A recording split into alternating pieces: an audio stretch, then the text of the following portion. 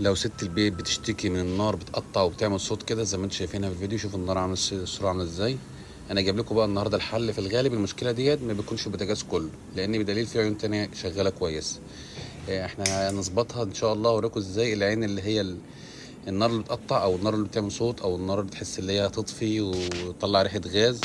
هوريكم ازاي خطوه بخطوه ان شاء الله، بسيطه ان شاء الله هنعملها بأقل بسهوله. احنا جبنا قبل كده حل لها، اللي احنا نقدر نعمل لها حته سلك معين ونعملها من فوق، وده حل بسيط وسهل اللي هو المره الاولانيه. الحل التاني لازم نفك وش البوتاجاز الاستانلس ونلفها عليها ورق فويل. بس طبعا انا جايب ورق حراري اللي هو اللي بيتلزق عليه عشان ما تقعش تاني.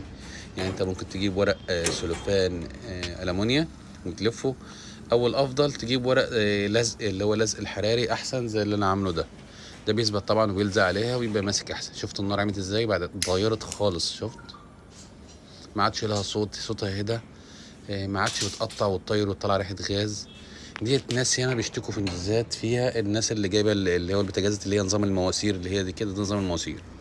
هو المفروض بدل اللزق ده بيكون فيه هوايات، بس طبعا هنا الموديل او البوتاجاز ده مش جايب معاه هوايه تظبط منها الهواء تقفل شويه تعمل.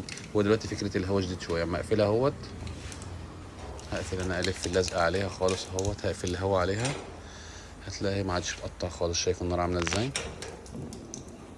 ده كان حد سألني سؤال وقلت ايه اجيبه لكم برضه عشان اوريكم. يعني كان حد عايز طريقه تانية غير اللي يحط سلك، مثلا خايف يحط سلك من فوق في الماسوره، سلك معين.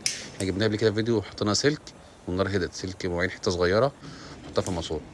فده الحل التاني. طبعا احنا كنا شايلين الوش، وادي الوش ركب اهوت زي ما انتم شايفين من بره عامل ازاي، ما عادش فيه تقطيع خالص، النار شغاله طبيعيه خالص.